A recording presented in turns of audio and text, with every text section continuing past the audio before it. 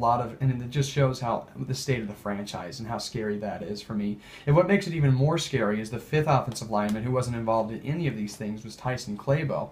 And my girlfriend's in the studio and she's watched a few Miami Dolphins games with me. She'll tell you, how exactly I feel about Tyson Clabo. She won't tell you, but I've said a few things. Well, Tyson Clabo, although I mean from his interview seems like a great guy, was a revolving door at right tackle this season for the Dolphins. He let up so many sacks, and it was just painful to watch.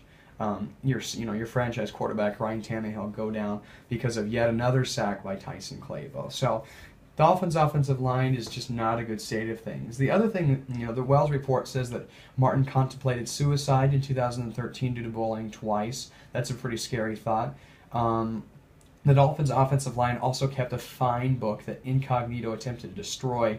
This is on page 39 of the report. What the offensive linemen had done is they would just give people fines for funny things, and they wouldn't try to seriously implement them. But sometimes it sounds like they actually would. One instance says that the Wells report reports that Incognito and other linemen told Martin he had been assessed a $10,000 fine for not attending a group trip to Las Vegas in January 2013. And I'm sure this was done in jokes, but Martin actually paid. He reported that he paid the money because he did not believe his teammates were kidding with him and that he felt coerced into paying. Crazy, crazy things. And in page 40, probably the most bad piece of evidence for Incognito came out. Because Incognito recorded in the fine book a $200 penalty against himself for breaking J. Mart, which probably means Jonathan Martin, and he did this in the hours after Martin left the Dolphins. So Richie Incognito fined himself for being the person that actually did it. And then he also awarded Nate Gardner, who was a Dolphins backup, for a $2,050 bonus for not cracking first. So it almost seemed, from this aspect, it almost seems like they were trying to push Martin over the edge with their taunting and harassment. So that's scary.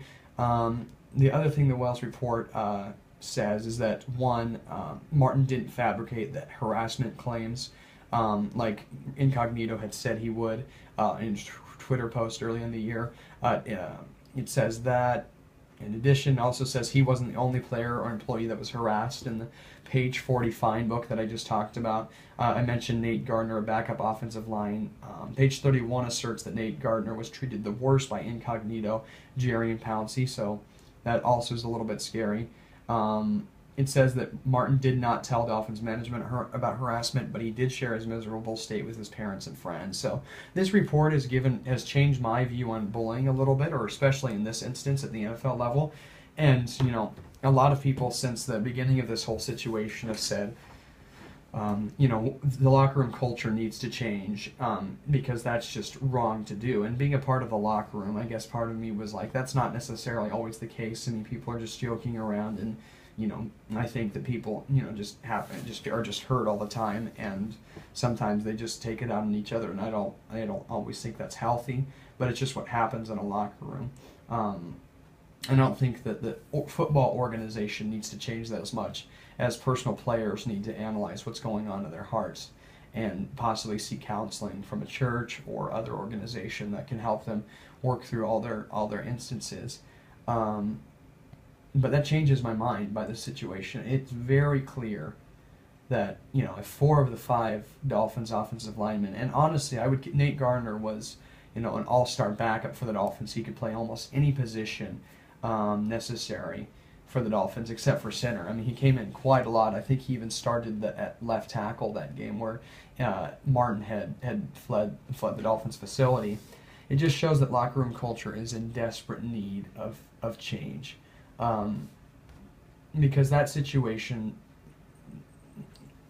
is not preferable in any locker room. And you can, Jonathan Martin was a second-round draft pick. I think Incognito was a second-round draft pick. Clabo was an excellent offensive lineman for the Falcons in the years before that. Pouncey has been good, but occasionally struggles at times.